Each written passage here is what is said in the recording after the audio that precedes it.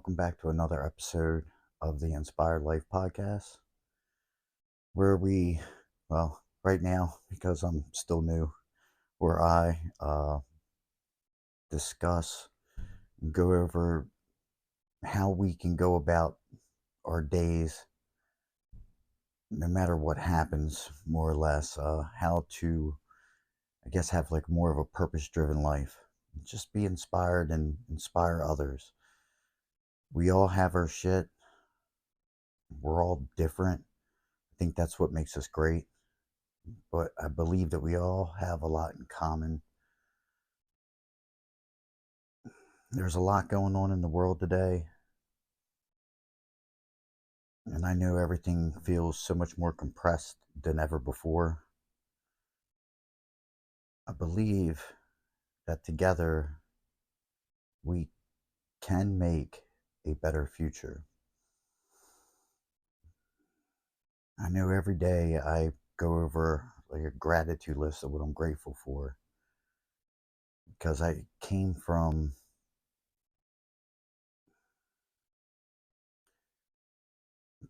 a place that was a nightmare. Um, I don't blame anybody. I'm actually very grateful because it's made me appreciate life. It's giving me a drive to be the best version of myself, to succeed, to accomplish things, to set goals. Uh, but I also, I do this because I survived it. Not there's so many others that didn't make it. My dad was an alcoholic and drug addict. He had a really good job at I think it was H.S. Crocker. It was a big printing company where do like Gatorade labels and everything. He had good money. He was also highly liked. He was very funny, very strong. He either before, most likely before I even was born, got involved with a lot of drugs. Got so bad that he ended up losing his house, but he was already gone out of my life since then. My mom raised two boys by herself. She worked a lot of hours. It was very tough. We lived with my grandparents for a few years, and we also lived with one of her friends. Um, but a lot took place, a lot of different events. And I think I'm trying to get to the point where I'm able to explain them because it's not easy. Uh, but those events led me to become quite the rebellious teenager. I still had manners, uh, but I wanted to live a lifestyle. It was like an escape because I didn't want to admit that I was depressed, scared, lonely, and angry. So I became, in what my eyes would be, the biggest form of a gangster, I guess you could possibly be, which meant, in my belief, that you had to be ready to fight at any time. Uh, if you dared me to do something, I was going to do it. I took a lot of different drugs. High school, ninth grade, that's when I first experienced acid. I fell in love with it. I laughed so hard. I'll never forget me and my buddies sitting together, and there were like these stations that went around, and one of the kids kicked one of those like dodgeball balls, but they were a little harder rubber kickball, like a kickball. Kicked the ball and it hit the gym teacher right in the nuts, and I could not stop laughing. Um, it, it was definitely what I thought was fun. Little did I know it was just setting me up to go to a different direction. Not that I'm opposed to any of these things, but I always had to keep pressing the limits, keep going further. I remember when everybody was going to senior week in high school, I decided to not go because I didn't want to get in trouble. And maybe the first Saturday of that weekend, I ended up being with some friends, and people get to talking, and it led me to later on that night be talked into and convinced of robbing a kid for a quarter ounce of cocaine, which led to a very pretty dumb but fun night until the next day. I was facing 123 years in prison, um, and that was, maybe part of the peak before the fall, or the rise before the fall. Uh, I will tell you many stories as they come to me. I stopped planning on what I was going to say because I choke when I look at the camera. I just want to be able to help somebody out there, and I guess in a way, say the cliche phrase of "If I can do it, I know you can." Um, so I got in trouble then, and was pretty much in and out of jails or probation. Um, During those times, I was in a couple of mental institutions for trying to commit suicide. Um, I remember thinking, God, I must suck at everything because I can't even kill myself right. Uh, I look back now and I believe that God was definitely taking care of me, looking out for me, and had a plan for me.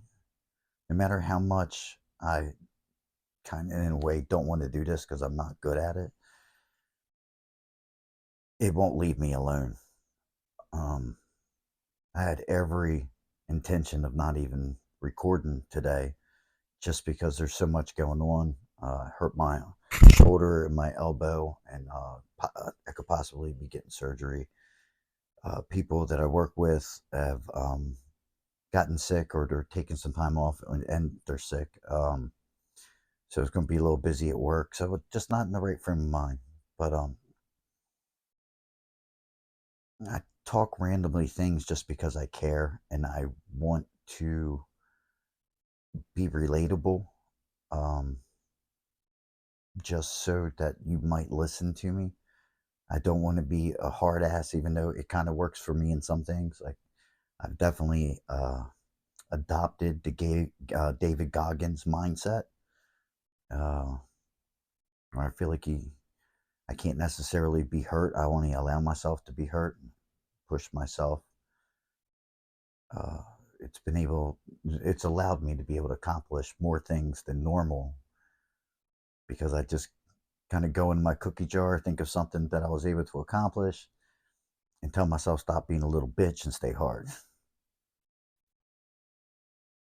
Same mindset I used to have before, but now just I'm peeling back layers of the onion so that you guys can see me for who I am, and that so my kids will be able to once again know what kind of man their father was. On paper, it could go either way. Uh, but like I said, I'm grateful for those events because I appreciate life. I can see this world in a different way. I can see how everyone's so lost. We're so connected to our devices now. And we've lost that conversation that really exists between individuals where you're making eye contact and genuine conversations, as crazy as they may be. It's one of the things I'm grateful for with my friends is they allow me to say the craziest things because I've had a crazy life.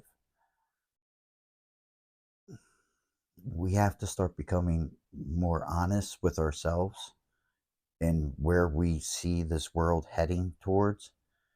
And we have a responsibility to do better than what our ancestors have because we have more than our ancestors had. Too much is given, much is expected. Our kids live in a world that they have it all. but they're missing one important thing, and that's like our stories, our wisdom, advice. We kind of just put our heads down and let everything go, just go past us. We hear both sides of the story now, both extremes, whether it be politics, anything. We're just so extreme, and there's so many of us in the middle because we're the ones that we don't feel comfortable with this. We're not psychopaths, so this stuff is hard, but we have to do the hard things, which you feel so much more relief and gratitude when you're done. It's just so embarrassing, but I don't care what people think or what they say. Like I said, I'm doing this for my kids, and I want to be able to help somebody because I do care. I've been there. I've been alone. I've been homeless. I remember in the wintertime trying to stuff newspaper down in my clothes just to try to stay warm.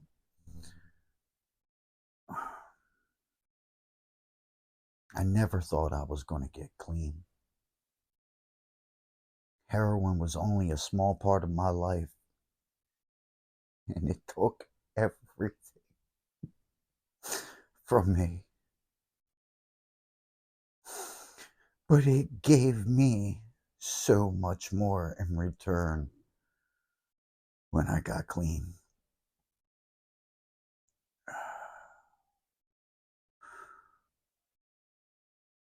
I've made some really dumb decisions just because of what one substance can do. And that's not even the stories that led me to it. I'll just never forget. I never ever thought that anything in this world could take me to the depths that I took myself. I have had every excuse in the world,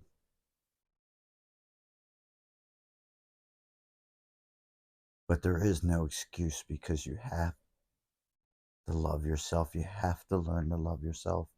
I can't teach every single one of you how to do that, but it comes with acceptance. Um, it comes with knowing that no one's perfect. It comes with knowing that this life is going to be suffering. You cannot wait for something good to come your way. You have to go get it. You have to want it more than you want anything else.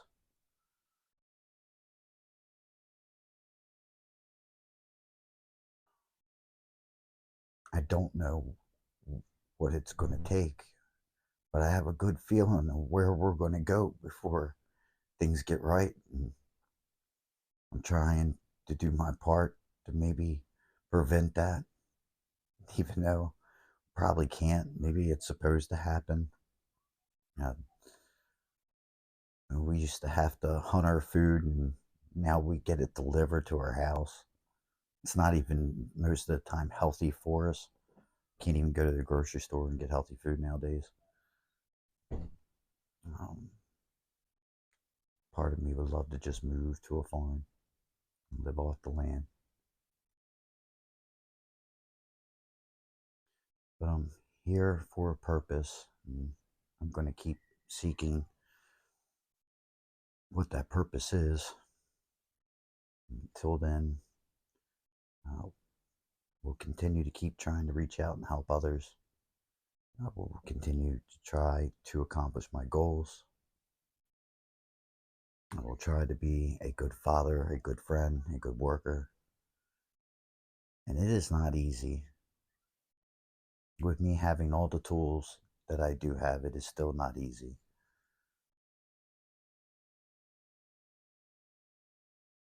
But a dream will always continue to be a dream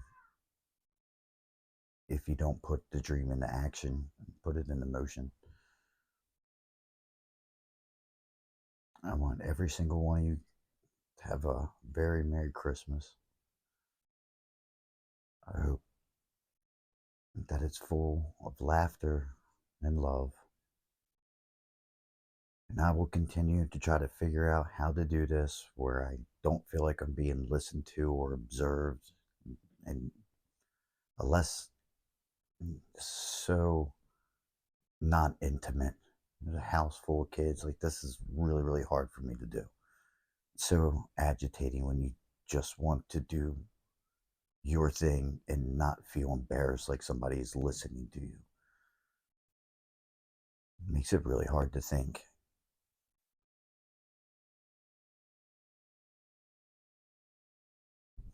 I hope that before you react in life that you try to put on another person's shoes. You don't know what they're going through. You don't know how hard they're trying, and it's okay to be human. Meditation, exercise, writing down goals and journaling are some of the things that I do to help. A lot of prayer, and a lot of breathing work, because I'm just like you. Pisses me off when people can't drive the speed limit.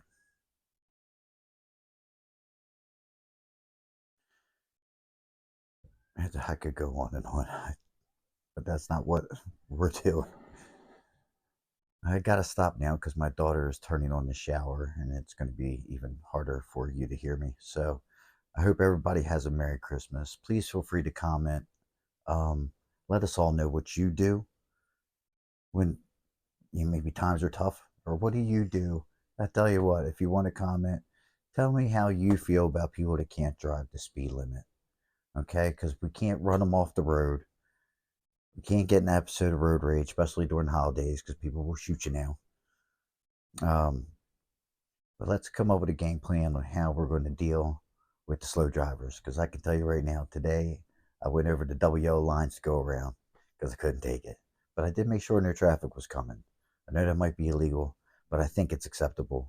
People can't drive the speed limit. It shouldn't matter what lines are on the road. You should be allowed to go around them. As long as you're not flipping them off or doing it aggressively in an angry manner. I didn't. I just went around them, going the speed limit. So happy holidays to everyone. Thank you for tuning in.